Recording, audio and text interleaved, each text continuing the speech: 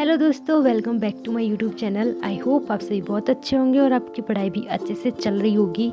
तो ये व्लॉग बहुत ज़्यादा हेक्टिक डेज थे मेरे, तब मैंने कैसे पढ़ाई की है इस व्लॉग में मैं आपको ये सब बताने वाली हूँ। तो अगर आपको व्लॉग पसंद आए तो प्लीज़ लाइक करना और चैनल को सब्सक्राइब करना। तो यहाँ पे मैं अपने सिलेबस को खोल के बैठ गई थी और ये देख रही थी कि मैंने कितना पढ़ लिया है और कितना मुझसे अभी रह रहा है। तो इंग्लिश के आप टॉपिक्स यहाँ देख सकते हैं जिन पे टिक लग रहे हैं, वो सारे क्वेश्चन मैंने कर लिए हैं। मतलब इंग्लिश की जो पेडागोजी है वो मैंने कंप्लीट कर ली है। बाकी ग्रामर का टॉपिक बचे हैं, उनको मुझे करना है। और फिर यहाँ पे भी मैथ में तो मेरे आप देख ही सकते हैं ब्लॉग में कि मैथ तो मेरी छूटी गई है, उसको भी मुझे लाइन पे लाना है, तो वो भी ट्रैक पे आ जाएगी। तो यहाँ पे मैंने फिर रात को, ये सैटरडे की नाइट को मैं ये सब देख रही थी और फिर मैंने संडे की टू डू लिस्ट बनाने की सोची, जो कि बहुत दिनों बाद मैं बना रही थी। तो फिर संडे की टू डू लिस्ट में मैंने कुछ इस तरीके से बनाई, जिसमें मैंने साइकोलॉजी के और मतलब जो भी टॉपिक्स मैंने इस हफ्ते पढ़े हैं उनका सिर्फ रिवीजन और प्रैक्टिस करने की सोची थी। पर पर ऐसा कुछ भी नहीं हुआ, क्योंकि मैंने जो जो टॉपिक सोचे थे प्रैक्टिस करने की, रिवीजन करने की, वो कुछ हुए ही नहीं। तो जैसा कि आप देख सकते हैं कि हमारे यहाँ पर्दे लग गए हैं, जो सैटरडे को लगे थे, कितने अच्छे लग रहे हैं।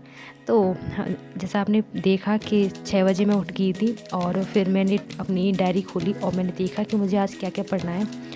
तो राजस्थान के मेले के क्वेश्चन थे, मुझे प्रैक्टिस करना था। पर पहले मैंने सोचा कि मेले टॉपिक को अच्छे से पढ़ लेती हूँ, क्योंकि उसको पढ़े हुए भी बहुत दिन हो गए थे।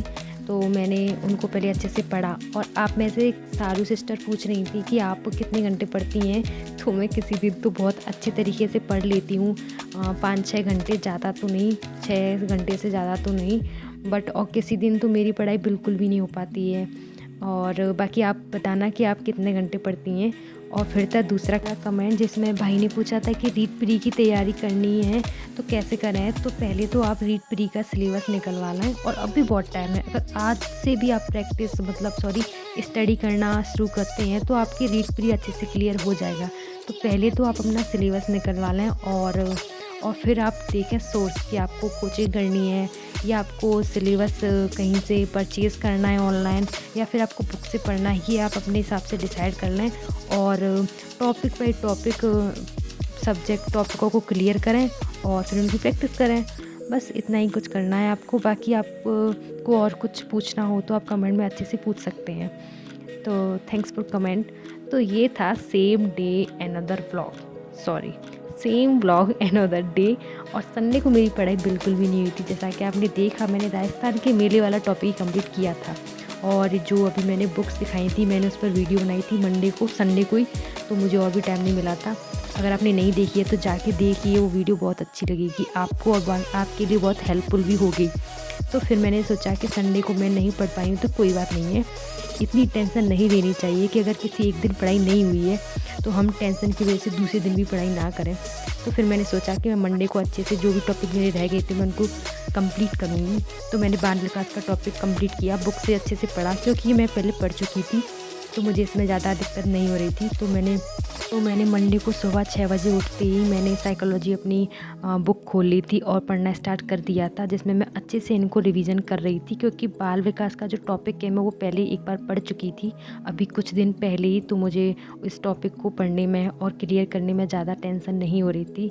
तो मैंने इसको क्लियर करके ही उठी थी, क्योंकि जो संडे के कल टॉपिक बचे थे वो मुझे आज सारे क्लियर करने थे, जिसमें से मेरे वाला टॉपिक मेरा कल ही क्लियर हो गया और बाल विकास वाला टॉपिक मैंने सुबह कंप्लीट कर लिया। और फिर बनाई थी मैंने चाय। अगर आप लोग भी टी लवर हैं, अगर आपको चाय पसंद है तो आप कमेंट करना। और फिर मैंने किए थे इंग्लिश के MCQs, जो ये वाले सर से मैं इंग्लिश पढ़ती हूँ तो मैंने इन्हीं के प्रैक्टिस सेट लगाया था, और जब से पर्दे लगे मैं तब से इनको ही देखती रहती हूँ।